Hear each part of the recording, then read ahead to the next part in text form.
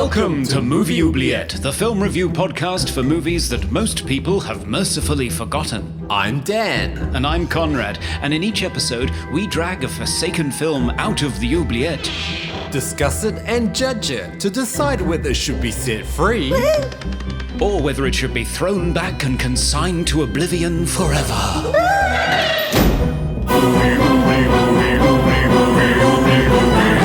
We review the films others tend to forget. Come with us and open up the movie oubliette.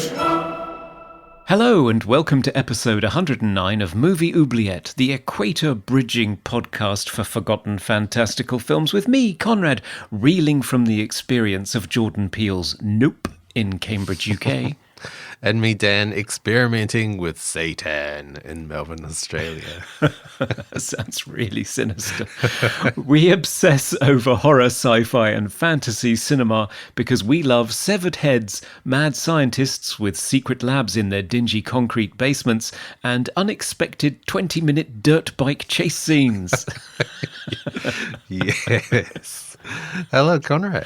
How are you? Hello, Dan. I'm very well. How are you? Yeah, good. Yeah, so I'm still not vegan, but yeah, Satan intrigues me. It's such an odd sort of phenomenon that you can make with gluten flour. Yeah, in the experimentation stage, I think I get it now, but it's been interesting. Yes, it's almost like sourdough bread, those people with sourdough starters. It seems to be like a weird alchemy you have to do to get it right. Yeah. There's a few processes. You definitely have to boil or steam the seitan before you fry it or bake it because it gets very chewy if you don't do that. So I worked that out the hard way. Right, okay. Yeah, it always reminds me of the 3D printed meat like we saw in Antiviral. Yes. Yeah, that was celebrity meat. But I think it was actually seitan, wasn't it? I think that was the connection in my brain. It was. Yeah. So you're making celebrity meat. Yes, I am. And you saw Nope. Good movie. Yes, I really enjoyed it. Yes for Nope. Yes for Nope. Yeah, I really enjoyed it. I feel like I need to see it again to fully appreciate it. Oh, okay. And I won't spoil it for anybody. I mean, I know it's been out in the States for a while, and it will have been by the time this episode comes out. But yes, I really enjoyed it, and it has some really nail-biting sequences in it, particularly one involving a chimp. So I won't say anymore. Wow, okay. Sounds great.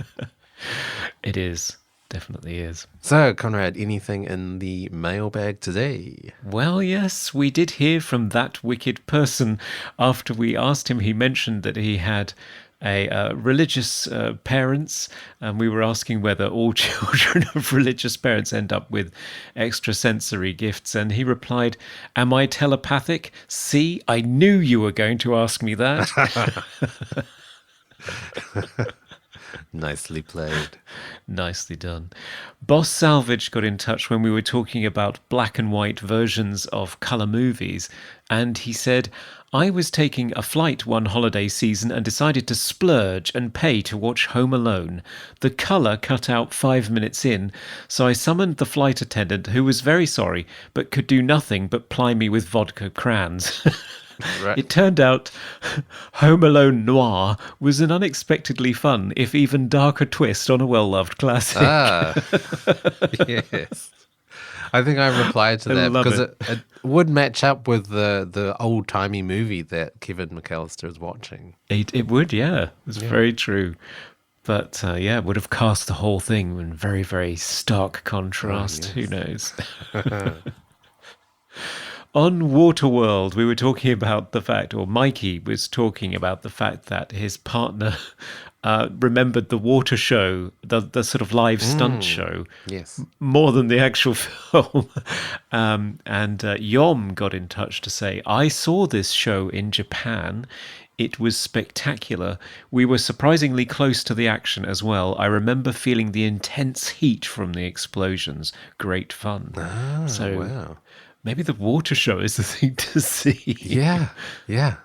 I mean, it's strange when it goes the other way around, where a ride becomes a movie. I find that so weird. Yeah, like Pirates of the Caribbean. Yeah, or Jungle Cruise is another one. Yes, that's true. Why are they doing this? Well, Disney, where the story never ends. Yeah, that's true. That's true. Eddie said, speaking of post-apocalyptic movies, you mustn't forget the 1987 quote-unquote classic Steel Dawn starring Patrick Swayze. It's a movie? Right. I have not seen that. I haven't seen that either. No. I wonder if we should check it out. He also said, here's a list of some post-apocalyptic films that I like. Some of these are a bit over the top. Okay. Battle Truck from 1982. Oh. Don't know it. No, I don't know that one. A Boy and His Dog from 1975. I've heard of it. I haven't seen it. Yep, same here. It's Don Johnson, isn't it, I think, in the lead role. But a young Don Johnson. Yes. DEFCON 4 in 1985. Nope. Don't know it. The Blood of Heroes, 1989. Nope. No. Wow. Familiar? No. And America 3000 from 1986. No. Wow. So a lot of movies that we've got to just add to the oubliette. We do. We'll have to just pile them all in there for the apocalypse session. Perhaps when the apocalypse itself gets closer. Yes. And this was a response to our minisode where we talk about books that we've been reading and also other post-apocalyptic movies. Yeah, we talked about the whole genre in our minisode. So, yes, if you want to be a patron, head on over to Patreon and you can get all these extra goodies. Yes. And finally, we heard from Serge of Cold Crash Pictures. Woo! Hello, Serge. Hello, Serge. And he said, I don't think Waterworld deserves its nasty reputation. It's meticulously crafted and imaginatively staged. My one big complaint is that I'm never really sure what motivates most of the characters from scene to scene. They tend to lurch from being heroic and monstrous without much warning. Yeah. Yeah, we did touch on that, yes. We did. He also said, to put it another way, the world made me wish the movie were longer. The characters made me wish the movie were shorter. Yeah, I would 100% agree. Yeah, I do. I love the world building in it. Well, it could very well come back. Who knows? In these days of streaming, we could see Waterworld, the series. Yeah. It would not surprise me. In which everything will be CGI, which they can do now. Yeah. So it'll be less expensive. It would be. It would all look terribly, terribly fake, but there we go. Yeah.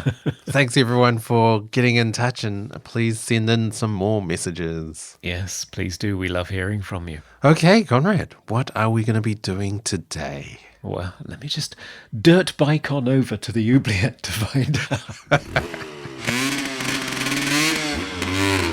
There you go. Short trip. Okay, let's just open this up. Oh, I'm in an operating theatre of some kind. Lots of nurses. Yeah, there's just loads of them. Okay, you, sponge. You, mosquito clamp. You, another mosquito clamp. Okay, I've extracted the movie. I'm heading back. Oh, my genius must be allowed to continue. What do you have today, Conrad? I have The Thing with Two Heads, a 1972 American blaxploitation film directed by Lee Frost, written by Lee Frost, Wes Bishop, and James Gordon White, starring Ray Milland, Rosey Grier, Don Marshall, Roger Perry, Kathy Bauman, and Chelsea Brown. Wow. So, The Thing with Two Heads. What's that about? Yeah. Two heads? Not surprisingly, yes.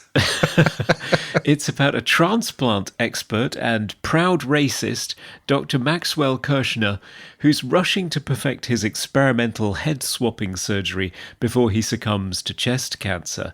When Kirshner's health fails, his best friend, the helmet-haired Dr. Desmond, and about 300 nurses secretly graft his head onto the shoulder of African-American death row inmate Jack Moss, who only volunteered for an unspecified medical experiment to buy his wife lifetime to prove his innocence.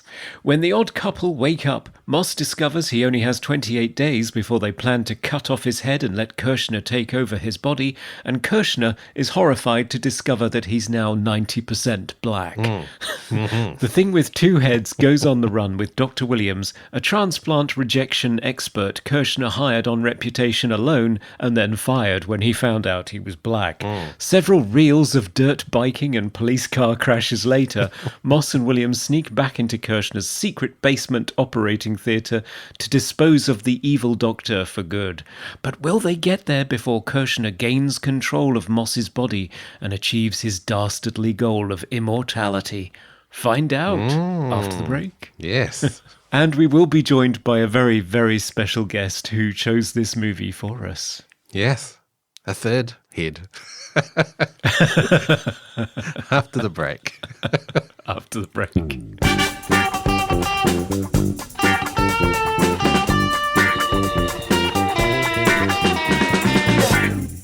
Our special guest today has designed, painted, sculpted, puppeteered, or sweatily performed some of the most iconic moments in almost 40 years of sci-fi, fantasy, and horror cinema, from puppeteering the Terminator's eye operation, terrorizing the Monster Squad as the Gill Man, stalking Ripley as a xenomorph, to realizing dinosaurs for Jurassic World Fallen Kingdom, and a certain evil clown for It. It's actor, director, producer, and Oscar-winning special effects genius, Tom Woodruff Jr. Hello, sir. Wow. Hey. That sounds very important, all that stuff. Who knew? We are very excited to talk to you. You are kind of legendary for a generation of horror and sci-fi movie buffs. Oh, that's very nice. It's funny from this vantage point to look back at some of these movies. That I can't say this is one that inspired me, certainly, but at the age I was when I saw it, there was a different set of eyes. Yes.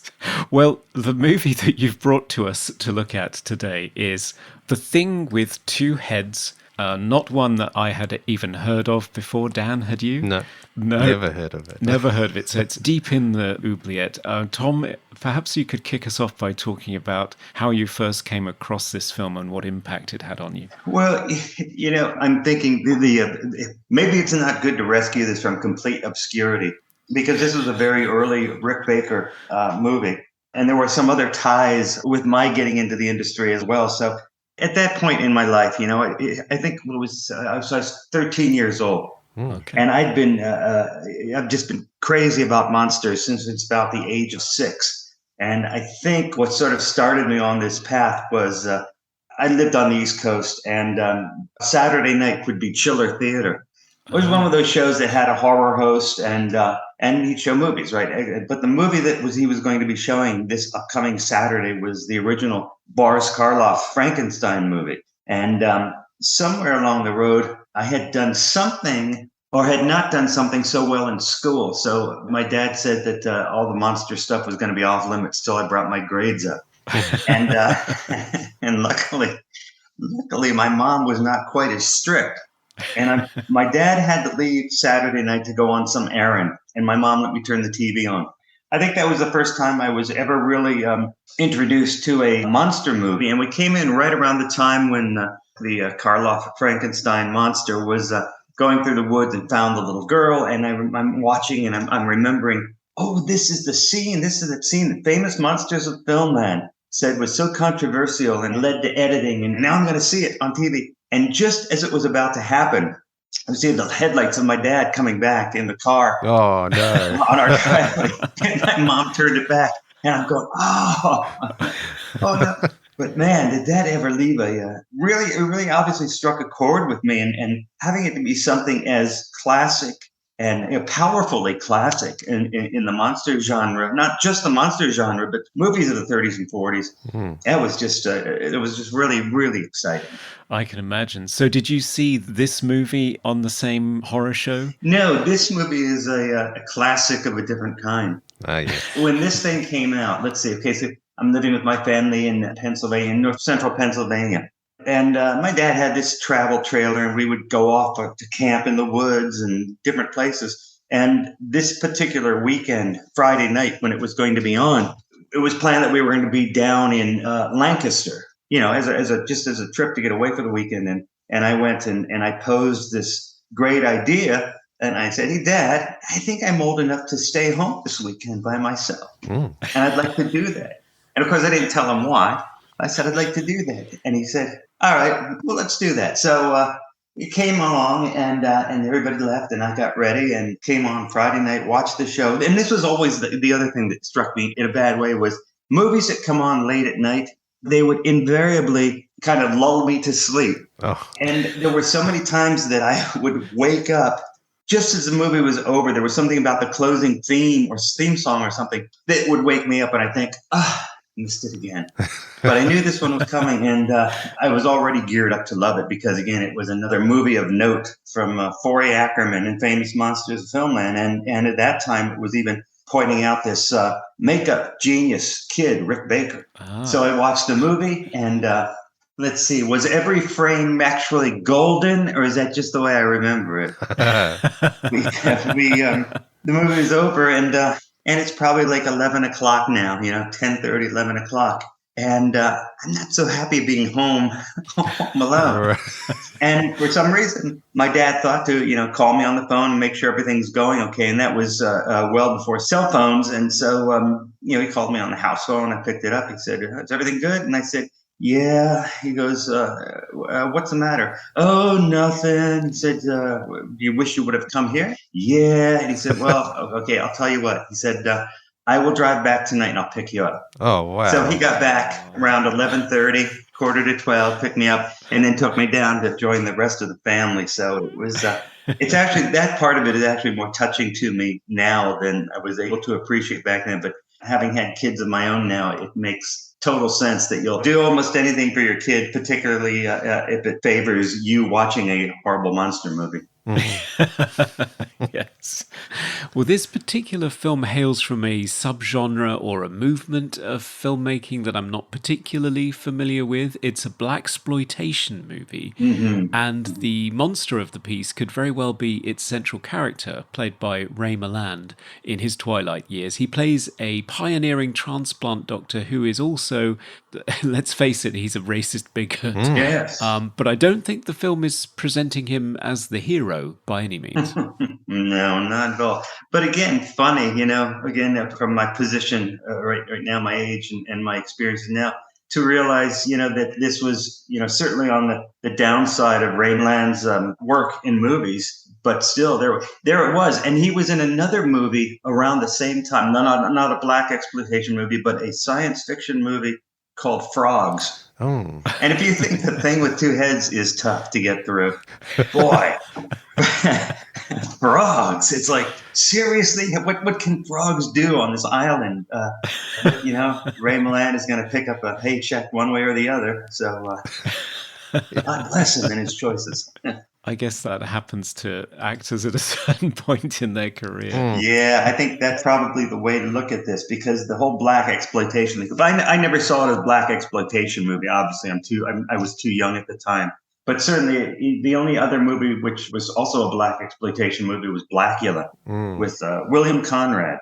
And I think I was drinking the Famous Monsters of Filmland magazine Kool-Aid to think anything that Forey Ackerman mentions is something to be followed. So that's certainly what this movie was, as well as Blackula. Yeah. I'm sorry, I'm just pulling it up here because I love the one sheet that says they transplanted a white bigot's head onto a soul brother's body. I think anybody that sees the movie, much less sees the poster, it's sort of redundant for it to have to be explained that way. Yes.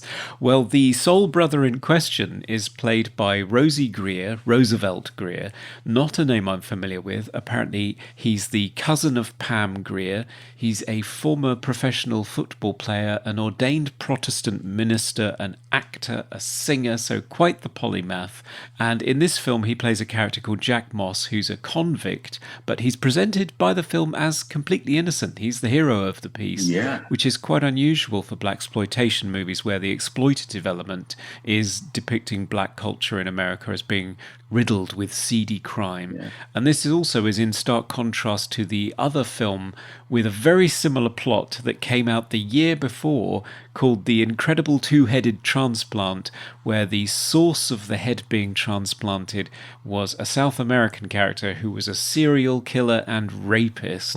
So not the best depiction of its non-white characters in The Incredible Two-Headed Transplant, which featured the unlikely pairing of Bruce Dern as a mad scientist and his best friend Casey Kasem. That's funny, right? Yeah, that's true. That's funny, but that was garbage compared to the thing with two heads, I've got to say, in every way. Yeah. Filmatically and everywhere. I mean, that was brilliant, right? To give Rosey Grier not Rosey Grier alone, but to give that character a reason for allowing this head to be transplanted on his shoulder, because not any surprise, but these movies, were not really there so much for the story as just the weird visuals that you were going to sit through for 90 minutes. And I wonder too if the casting of Rosey Grier was he was a very broad guy, big football player body. I wonder if that came into play, giving a place to stick a Ray Milland head on his shoulders. Oh, sure. Because certainly if you would have had a more slender guy, it would have been one head here and one head down here on the shoulder. It wouldn't have been quite as pretty. Yeah, I think it's also to hide the second person being pretty much, I guess, piggybacking him. Is that how they did it? Yeah. I don't really, I wasn't sure. Rosey Grier was big enough that I understand Ray Milland had a chair to sit on behind him, as well as a desk and a small portable oven and heater. He had a whole apartment room behind his body so that Ray Milland could be comfortable there.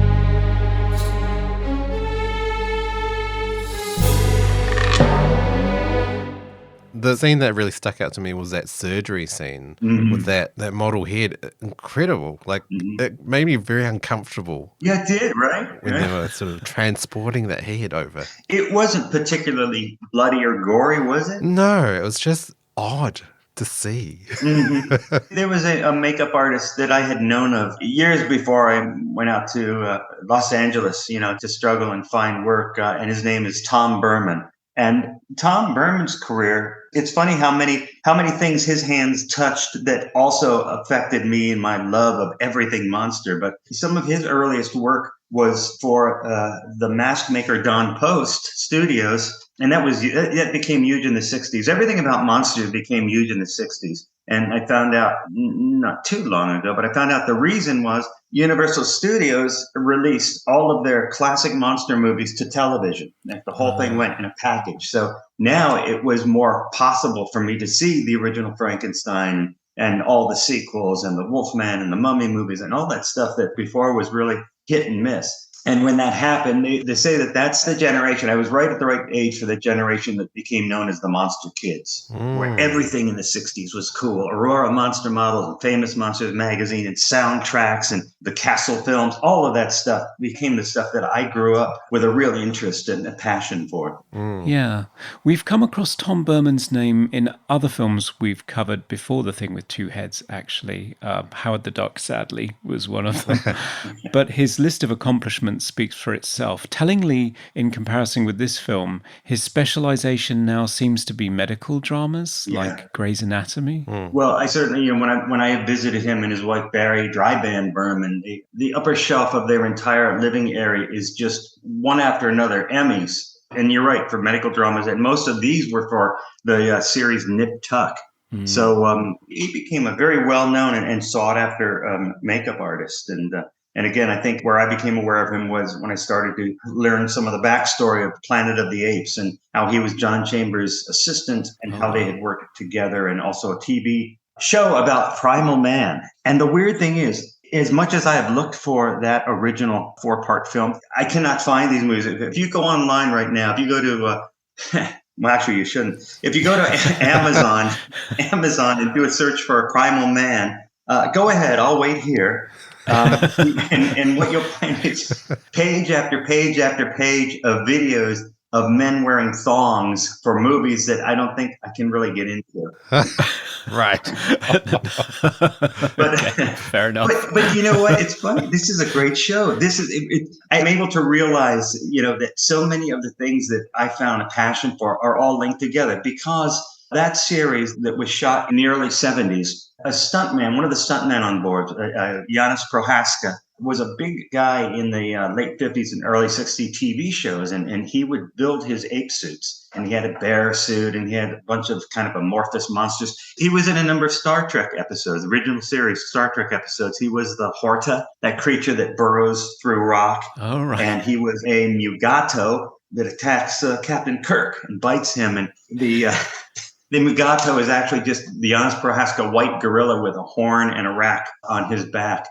Okay, who could care? TVs were that big back then. Oh, yes. But I had seen an article about him in TV Guide, another nostalgic thing that doesn't really exist anymore. I read about him and I thought, oh man, this is so much what I want to do with my life. And I wrote a letter to him. I was asking about, the makeup and the monsters and how I've always been aware of his work, even without knowing it. And sad to say, 2 months later, when they had filmed the next to the last series, the plane that was transporting the crew back to LA crashed into a mountain. Oh, So wow. it still is not completely figured out how it happened and why it happened. But, 13 years old, I'm struck by that. I honestly felt like I had lost a family member because he had written me a letter that I had just received a month before this happened, talking about my very nice letter and talking about his characters and saying how nice it was that I had written to him.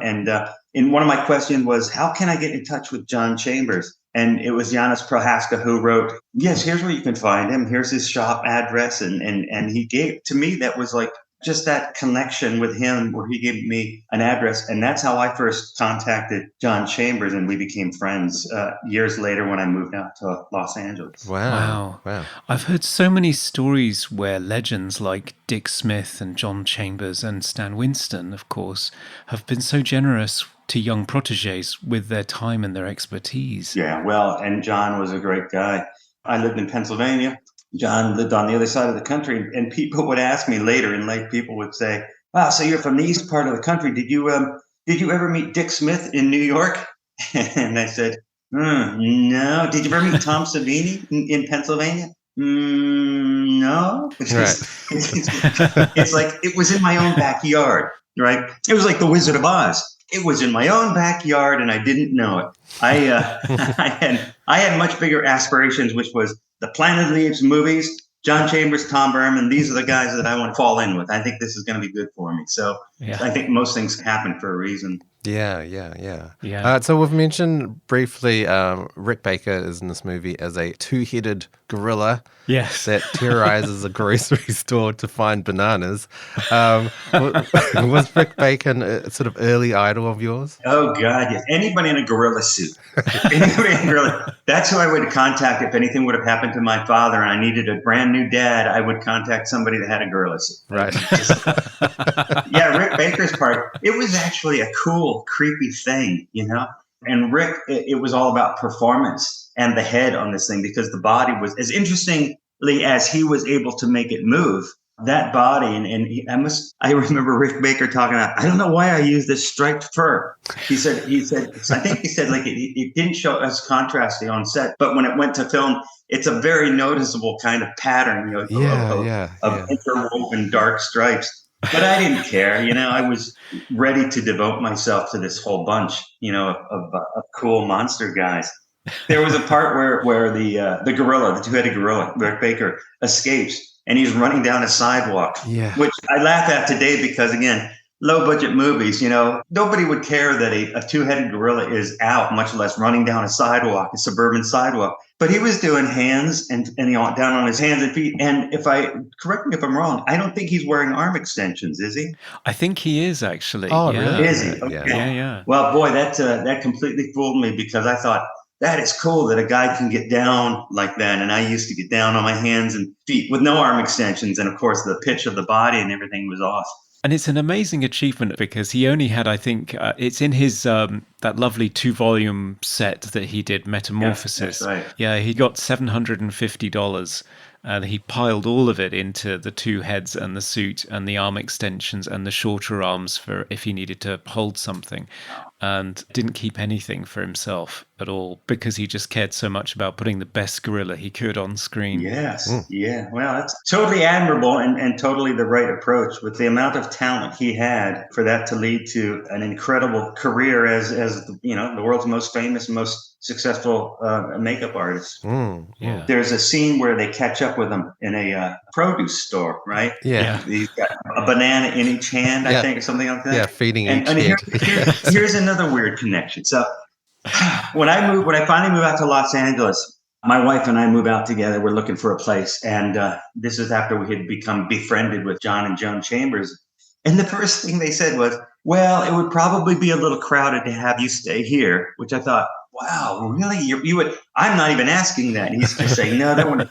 But John said, I have this makeup friend, Roy Sebastian, who has let me call him and see if there's any openings in the apartment building where he lives. And he was a real character.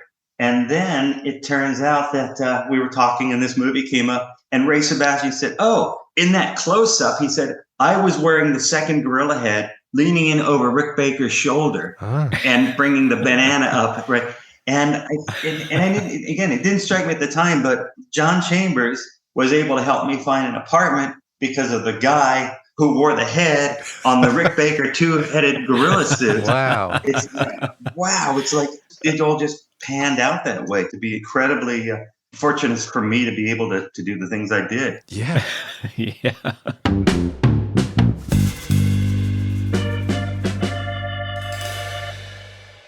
Talking about creatures, I mean, you've played a few in your time as well. Some very famous ones. And as I always tell people, my favorite are always the gorillas. And I think that's because somehow that connects with my whole kind of coming of age as a monster fan was built on Planet of the Apes movies and the Rick Baker gorilla stuff, and even gorillas from the 40s, how bad they looked, but how intrinsically attractive they were to me, just from a point of view of wanting to emulate those kinds of characters. Right. Yeah. It seems to be a rite of passage for special effects guys is making their own gorilla suit. That's very true. And people have asked me, you'll probably be buried in that gorilla suit. And I'm thinking, well, if I am, tomorrow is going to come and somebody's going to dig it up because it's a pretty expensive gorilla suit to just leave buried in the ground. Yeah. I mean, a lot of the attraction to all these sort of creatures is how they move. Like, do you study like animal movements or to sort of get inspiration? Yeah, a lot of studying. And of course, living in Los Angeles always afforded the possibility to go to the Los Angeles Zoo. And in those early days or years that I was back in LA, the zoo was completely different. You could get much closer to the animals, and the gorillas had a natural habitat, but it was much more contained than it is now. So you were almost always guaranteed of being able to see the gorillas as long as it wasn't a blisteringly hot summer day in Los Angeles. Right. Yeah. Wow. One of my favorite anecdotes of yours when you're talking about being in alien suits, which you're very famous for because you did it in a number of films, is you talking about how you have to be very careful with your diet when you're preparing for an alien movie. Yes. Because those things are quite snug. And you didn't really want the alien to have a muffin top at any point. That's true. That and my liquid intakes. I didn't want the alien to have a muffin top and a wet groin. One or the other would be okay, but two together would be disaster. Wow. Yeah. Well, I mean, the effects in this, that's the one thing that stood out to me. So I can easily imagine how it inspired you at the age that you saw it, because especially comparing it with the incredible two-headed Transplant, which is just such a cheapskate movie. You don't really see any of the surgery. You don't see severed heads. Yeah. Once the transplant is complete, they're still doing the same thing with one person standing behind the other, sort of leaning over the shoulder, and this sort of white bandage that sort of covers the whole join up. But I thought in this film, because you have, I guess it's Tom Berman doing the heads. Yeah. The heads are amazing. I mean, Ray Milland's severed head, it has jaw movement and eye movement. Yeah, and once I finally moved out to Los Angeles, Tom Berman was probably one of the first makeup studios where I found work, and immediately struck a chord with Tom Berman. And one day he brought into work this Super 8mm roll of film that he had shot, and it was the Ray Milland head sitting on, I think it's sitting on a turntable or something, but it's Wow. animated, right? Like you said, the eyes are blinking them out. Yeah. And at that period of time, I mean, today our gorilla head has like 32 servo motors, something like that. Wow. And Tom Berman just nailed this thing with the likeness that he created of Ray Milland and the articulation. I don't believe anything had been seen like that back in those days. I mean, certainly Rick did not have an animatronic face on the two-headed gorilla. And Tom was delivering this beautifully crafted and performance-driven Ray Milland head. Yeah. One little touch I like is I think Ray Milland is actually mimicking the movement of the head just prior to that in the scene where it's still him. He's sort of opening and closing his mouth and fluttering his eyes in the same way. And I thought, credit to him if he actually did that, because it does tie the two together really well. That's very good. Yeah, there was nothing spare. This is definitely the Gone with the Wind version of two-headed transplant movies. Right. Yeah. Well, I mean, yeah, it is true that a lot of the time, two movies tend to come out with the same premise, like Armageddon and Deep Impact. And yeah, these two movies as well are just a year apart. Was it just a stroke of fate? Was it kismet? Or was it the fact that there were two-headed movies? Yeah. Who knows? Who knows today? It's interesting around this time with the exploitation movies and genre films, being able to do things you just wouldn't expect in movies and just coming up with a crazy premise that pretty much is the movie and everything else didn't really matter. So movies like The Brain That Wouldn't Die or The Man with X-Ray Eyes, it's in that sort of genre of film. Yes. And this was certainly a more modern film than those, those black and white kind of movies. And Sure. And even though it was a modest film by today's standards, it delivered everything you wanted it to. It really was fun. Yeah, because it does touch on racism, but I wish it delved a bit deeper into it because, the Ray Milland character doesn't really learn anything. He doesn't change. Right. He's just a bigot and he's just a floating head pretty much at the end of the movie. Yeah, but that's also expecting like a Marvel comic book from the 1960s being as something as in-depth as the Bible, Sure. There's a very deep, now there's no deep meaning. There's nothing structurally or emotionally involved like that as the thing with two heads. It was very much what's it about? It's about a thing with two heads. I know. So yeah. That's all it was. No, I get what you mean, Dan. I mean, in terms of the depiction of racism, I think it's great that the film definitely isn't on the side of the Ray Milland character. Yes, I mean, even his own colleagues are horrified by the way that he behaves. And ultimately don't rescue him when push comes to shove at the end of the movie and just leave him as a disembodied head. Yeah. I thought it was interesting that the film, it's kind of toying with some of the themes that were explored more in Jordan Peele's movie Get Out, which is this privileged white rich guy trying to prolong himself by exploiting a black person's body. That's very interesting. It would be crazy, to see Jordan Peele do the thing with two heads. It'd be crazy for us to watch it. It'd be crazy for his career to end it that way. But no, I get what you're saying. You're absolutely right. That was a period of time. I'm not a big history buff, certainly on American life. But in the 70s, what did you say, 73? It's 72, this one. 72. When this movie came out, I'm sure it was very surprising to see the black man. He lives at the end, does he? Yes. He does. Right, he rides off into the sunset. Everything's A-okay. All those arteries and veins, all that stuff's all reconnected. Oh, happy day. Yeah. It's three black people driving off into the sunset singing "Oh Happy Day" as the credits roll. Oh, that's right. Yeah. Oh, it's now great. that song stuck in my head all day. Yeah, definitely a tonal shift from the previous scene with the severed head on an operating table with like blood tubes coming out and then cut to "Oh Happy Day." It could have only been better if Ray Milland was singing that song. Yes. On the dashboard or something. Yeah. I'm sure that was very startling to a white audience, right? At the end of the movie. Yeah. Depending on where it's playing in the country to go, wait, what?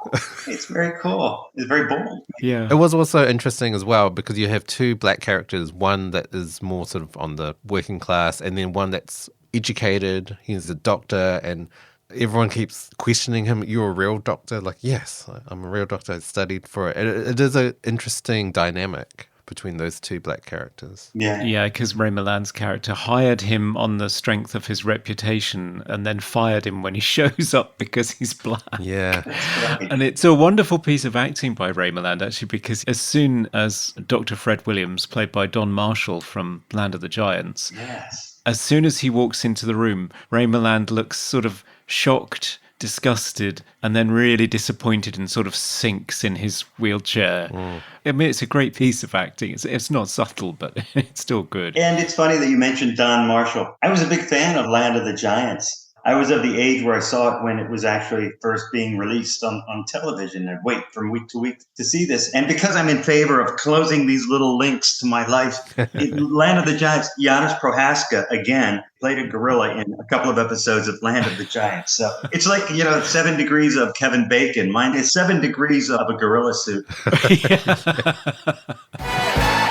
Now it's time for Random Trivia. So, Dan, what fascinating piece of trivia did you find in your concrete basement today? Oh, yes.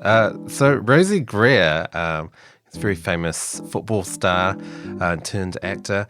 But did you know in the 1970s, he had a deep love for needlepoint and macrame as well. And he released a book called Rosey Grier's Needlepoint for Men in 1973. Wow. Another circle has been closed because when living out in LA, my wife was working with somebody and this somebody invited us to their apartment just for, a little party or something, whatever. And we got there and her friend opens the door and says, "Oh, greets us." And says, "See that door right there? That's where Rosey Grier lives." Oh, wow.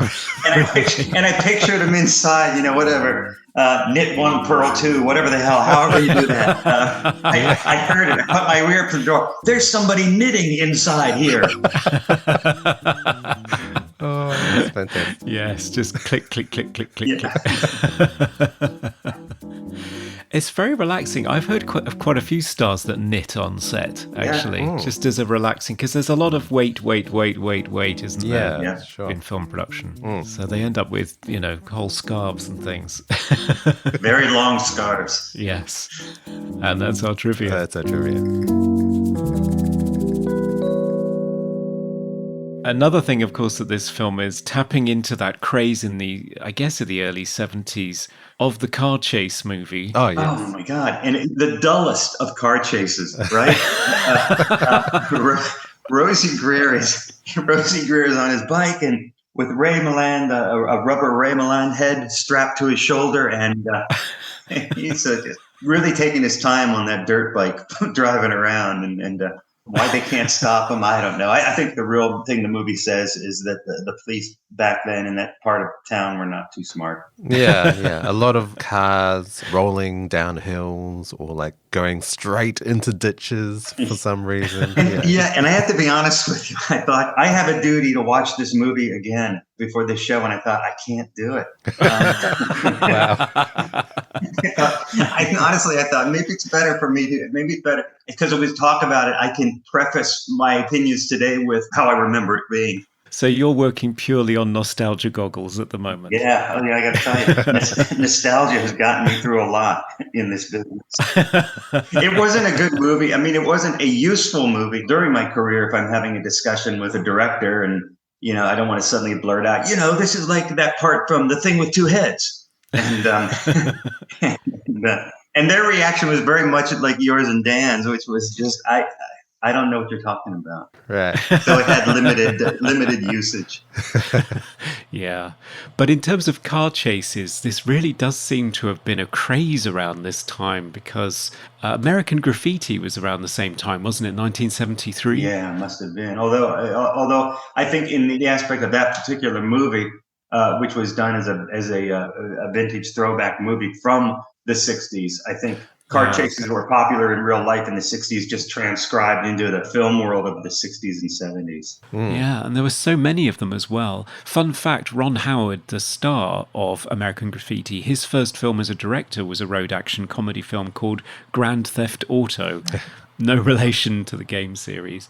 You also had the Disney Herbie movies, but Reynolds had 2 series of this sort of thing. He had Smokey and the Bandit in the late 70s and early 80s, and the Cannonball Run movies. Yeah. And even the Bond movies were affected by this trend. So Live and Let Die in 73 and The Man with the Golden Gun in 74 both had Clifton James playing this comical Southern sheriff in these car chase sequences. Yeah, and also on TV, the A-Team that had come out in the early 80s. I think every episode of that included a car flying off a ramp, flipping, coming down and crashing. And then, as was the point of the creators of that show, there was always the shot that showed the bad guys climbing out because you didn't want to evoke the imagery of people dying in a car wreck. Yeah, they do. I mean, it's very similar in this movie as well. They seem to always show the policemen climbing out of their cars if they're all right. Yeah, they do. There's even the pair of cops that crash into the ditch, and then one of them says to the other, look out the window and see if anybody else is coming, because there just seems to be one car after another piling on top of them. It goes on forever. Yeah, their comedic timing was not at its best. Yeah, the whole car chase is 20 minutes or something, and seems to be taken from another movie because it's very funny.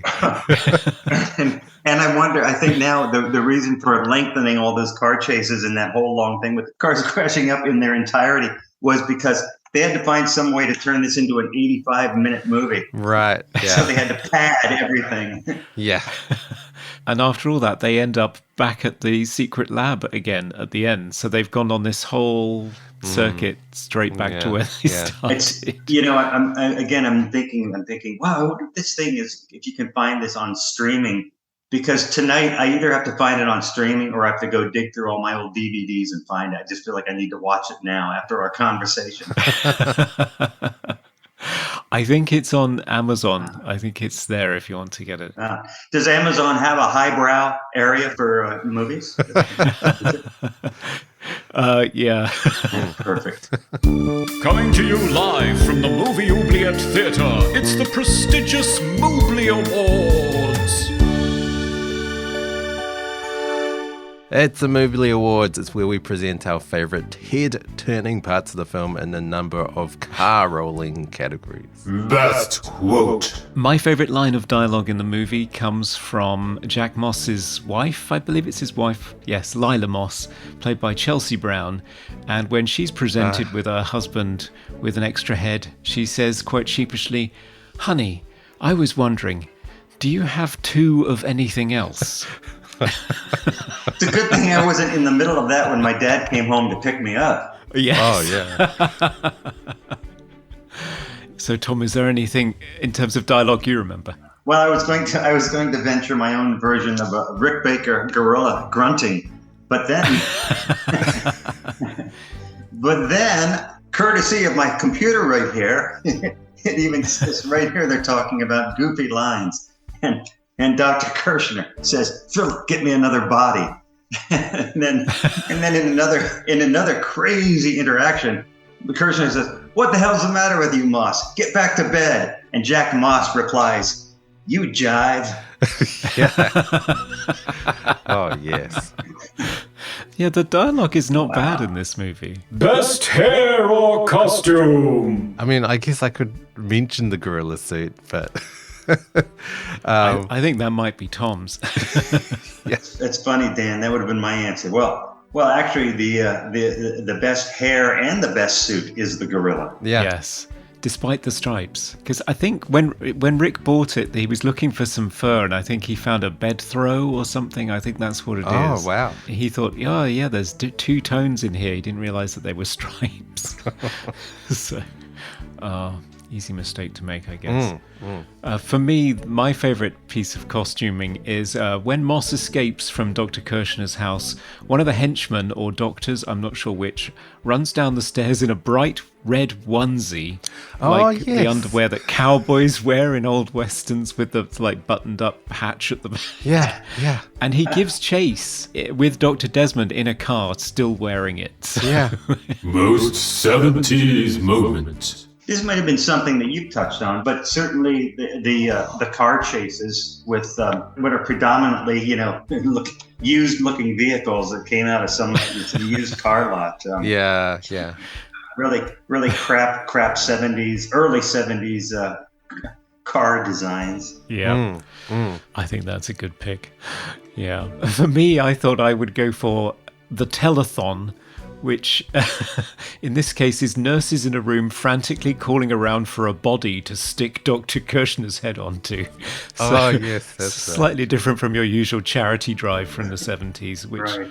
was the heyday of the TV and the telephone and national TV telethons during that period, I remember. right. Yes. If it were done today, it'd be so much handier because she could have any places that supplied bodies just on auto dial on her phone, right? One button and you get a body. Oh, yeah. There's probably an app for that. Yeah. All right. Well, it's 70s for me. The retractable car headlights, the ones that would fold into the car. Wow. Yeah. Why don't we have those anymore? Right. My feeling, I remember driving a used car. I saved up money, bought a used car, and it had that feature, retractable headlights that would not move because the mechanism had been burned out. I didn't feel. Oh, no. Favorite scene? No surprise, my favorite scene was when we finally caught up with Rick Baker in his gorilla suit and a second head sitting next to him. Yeah. Eating a banana. Eating Yeah, a banana. 2 bananas. I mean, it's a nice touch that the bananas are going into the separate heads as well. Yeah. And I wonder how many takes did that get? It's one thing to hit your own mouth with a banana. It's a different thing to hit a rubber head on your shoulder Yeah. with a banana. Yeah.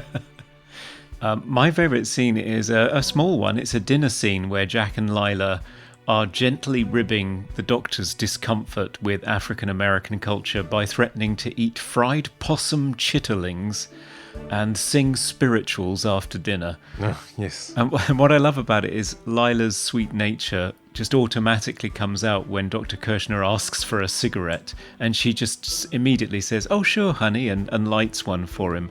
But then Rosey Grier complains because he's trying to eat, and he's breathing, yes. Dr. Kirshner's breathing in, and Rosey Grier's got smoke coming out of his mouth. That's right. It's quite a cute moment, actually. Most cliche moment. I've got to say, and although we enjoyed it, the mad scientist gorilla getting loose and going crazy in town, I think, is pretty much a staple of these movies. Yeah. It even cropped up in Hollow Man, Yes, I've written that too. Paul Yeah. Verhoeven's movie, so it's 6 Degrees of Kevin Bacon. So even in a relatively recent movie, there was the mad scientist gorilla got loose at some point. Well, and just to make sure not a single stone is left unturned. That was me in a gorilla suit that we had built for Hollow Man. Oh, wow. Really? Wow. Yeah. I this didn't is realise. perfect. This is perfect. I love talking to people where they say something was cool about a gorilla suit movie I was in, and I get to say, "That was me, man." Wow. That was you. I did not make that connection. This I'm so sorry. This is the full gorilla circle. I love it. That's amazing. What was your biggest cliche in this movie, Tom? Well, now it's the fact that I was a runaway gorilla in a Paul Verhoeven movie. No, I think for me again, it's not hard to find the cliches because we certainly talked about them all so far on this program. But it was just the birth of dynamic car chases was happening here. They weren't demanding and they weren't iconic, but they were. Somebody was ready to do them because time felt right. Yeah. Best special effect. Who are we going to pick between here? Are we putting Tom on the spot, picking between Rick Baker and Tom Berman?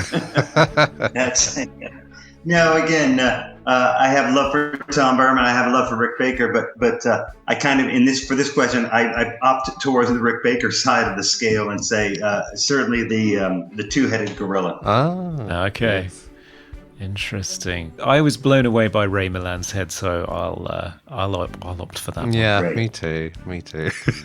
I was just amazed at how good the likeness is, because I suppose you would have been doing sort of life casts even back in the early 70s, but that doesn't always necessarily, I mean, I don't know the technicalities of it, but I remember reading that sometimes that doesn't quite work because the sort of expression that you pull or the weight of the thing that you're making the mold with, it has effects on the likeness. I don't know how true that is. Oh, so you're absolutely right.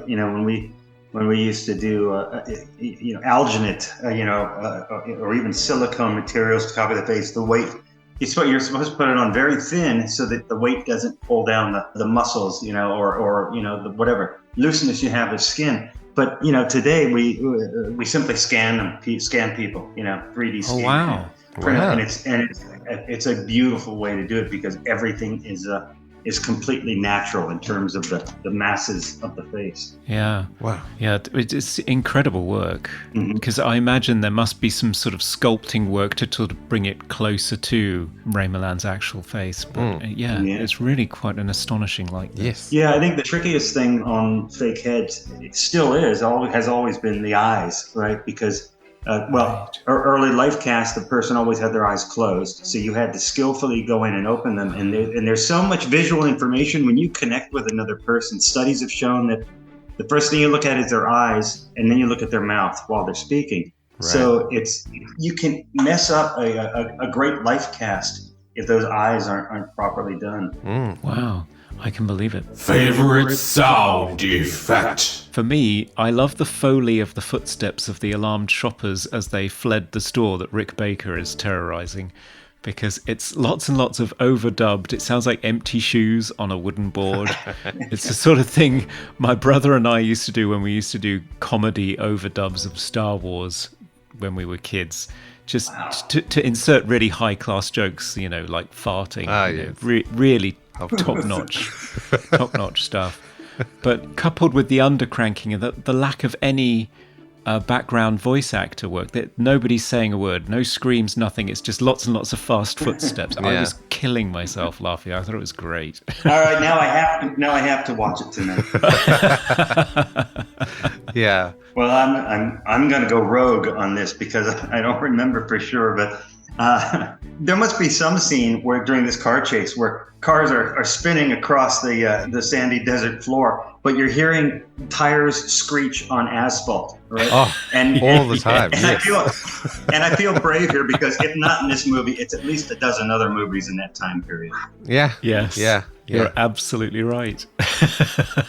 Most funniest moment. For me, it was a visual gag. It's the gang on the dirt bike in that lengthy scene in the chase scene. Yes. They head up an idyllic hill on their dirt bike, and just as they're about to get to the top, they hastily turn around and come back down again, and then this whole row of police cars fill the horizon as they crest the hill. Yes. And it's kind of a Western trope, but usually there it's Native Americans that are filling the horizon, but in this case it's the cops, which I thought was a nice little twist. Yeah.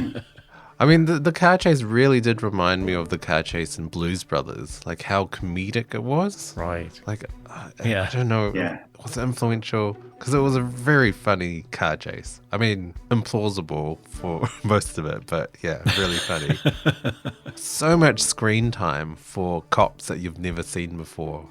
Like that one that tries to scramble up the bank. It's like, why are we watching this? Padding, I guess. Yeah. Right. I think it is because it's not a long movie by any means. So if the car capers weren't there, I'm not sure what you'd be watching, to be honest. Agree. I think so. I think that's easy fodder to just cut in anywhere. Yeah. Yeah. Cut to the chase, quite literally. And that's our Moobly Awards. Yes. Hey, this is Don Mancini, the creator of Chucky, and you are listening to Movie Oubliette. Okay, it's final verdict time. Should 1972's The Thing with Two Heads be set free from the oubliette and ride into the sunset on a motocross bike and be loved by all, or should it be decapitated from its two-headed body and shoved into the oubliette to be forgotten forever? Tom, you are our guest today. You've gifted us with this fabulous movie. Should it be watched by all? No matter what I say, Dan, after that introduction, cast away into the. Okay. No, I absolutely. With all seriousness, gentlemen, this, I don't even want to call it a movie. It's a film. No, gentlemen, it is a film, nay, a film production. So, and a quality one. No, I love this movie. You got to be in the right age, the right spirit, and the first time you're staying alone in your house when your parents are gone. Yes. Yeah. Those are the perfect viewing conditions, I think. I struggle with this one, to be honest, because the effects are incredible. I was really impressed with the early work of Rick Baker and Tom Burman's work on the heads. And when you compare it to the incredible two-headed transplant, this thing is a masterpiece. Right, yes. But still, I have to say, there isn't a lot going on here. I mean, it's sort of head goes on, car chase, head comes off. So I think I would struggle to recommend it to everyone.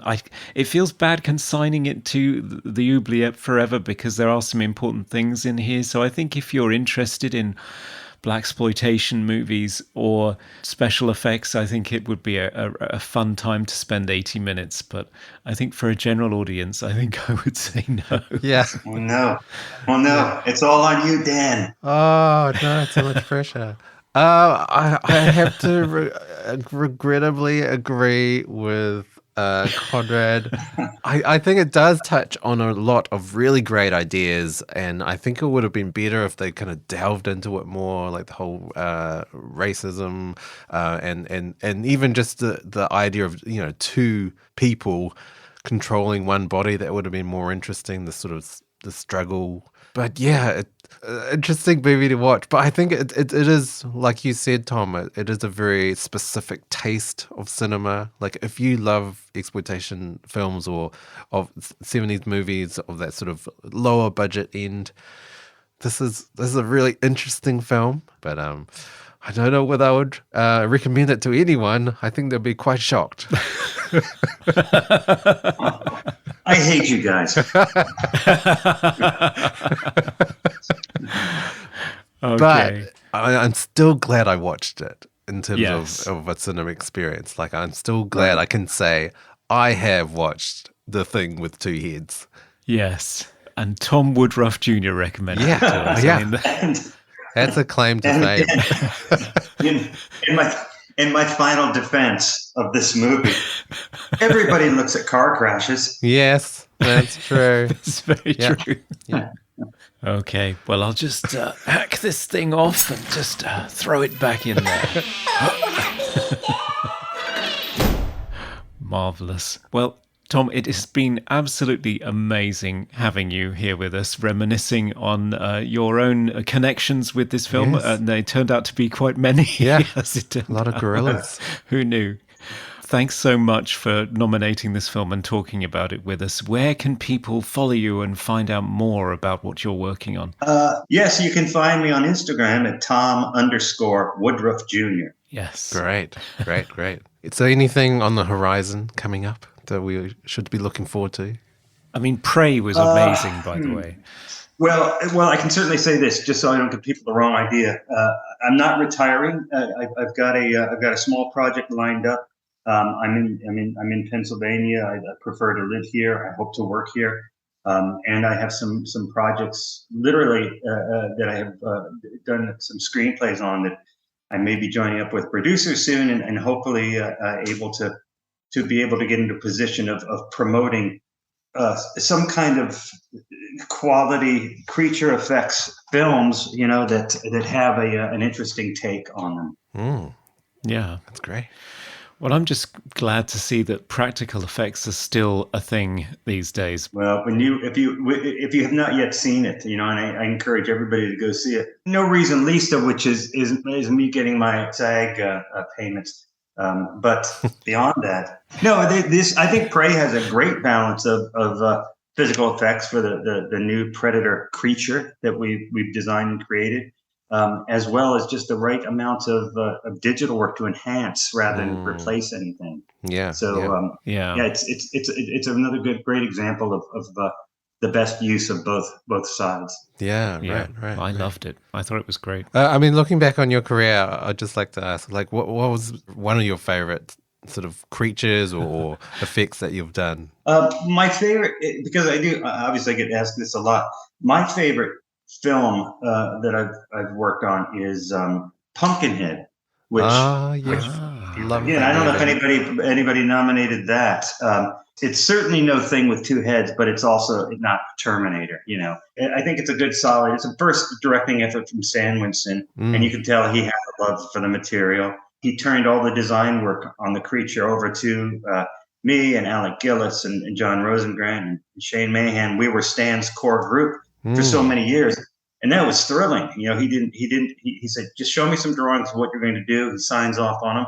And we would send pictures, but he had total trust in us. And he was so focused on getting this movie into production and then shooting that we really had a level playing field of being able to put together things that we wanted to see in this Pumpkinhead creature. Yeah, wow.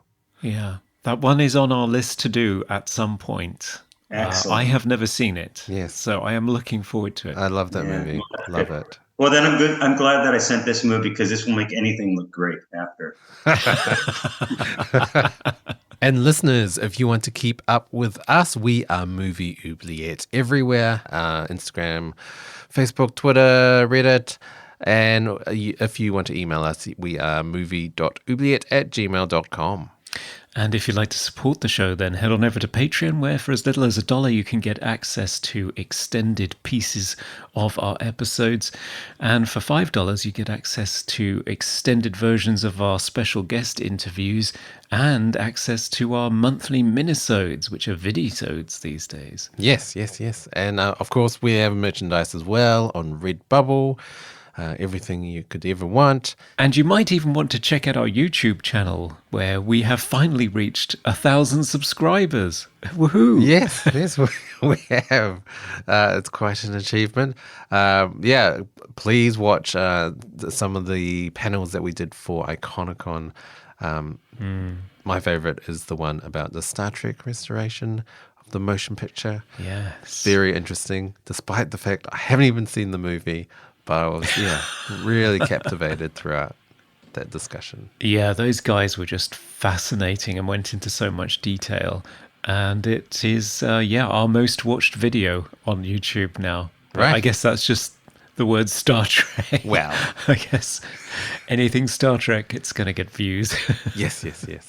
So, Conrad, what are we going to be doing next episode? Well, next time we're popping back to my favourite place. It's the 80s. Oh, of course. We will be watching the 1981 crime horror film Wolfen. Oh, werewolves? Is that right? I think so. I think it's werewolves. It's based on a novel by Whitley Strieber, who's probably most famous for his alien abduction biography, Communion. Right. So yeah, from what I remember, it's a slightly different take on the whole werewolf lore. Okay. But, I did see it, but I do not remember it very much. I just remember being underwhelmed by it. Interested to revisit it. Yeah, I haven't seen enough werewolf movies, and it's gonna be good to add to my sort of trend of catching up on these werewolf movies after watching American Werewolf in Paris. So surely it's better than that movie. Well, yeah, I mean that's a pretty low bar. Yeah, we haven't done many werewolf movies on the show, have we? No, Ginger Snaps comes to mind. Ginger Snaps is, I think, the only one I can remember. Maybe. Yeah. Will someone be joining us? They will, yes. We will be having an old friend back on the show, so really looking forward to that. Yes, me too. Well, Tom, it's been amazing having a chance to speak to you and to just laugh over a fascinating, quirky movie. So thanks for joining us. Yeah, thank you so much. Yeah, thank you both. I really enjoyed being here. Appreciate the invitation. Okay, listeners, until next time. Look out for mad scientists with hands full of chloroform. Yes. Goodbye. Bye. Bye-bye. We review the films others tend to forget. Come with with us and open up the movie oubliette. The reason you don't understand, Doctor, is you're a bigot. A bigot of the highest caliber. And because of that, you've underestimated me and my intelligence.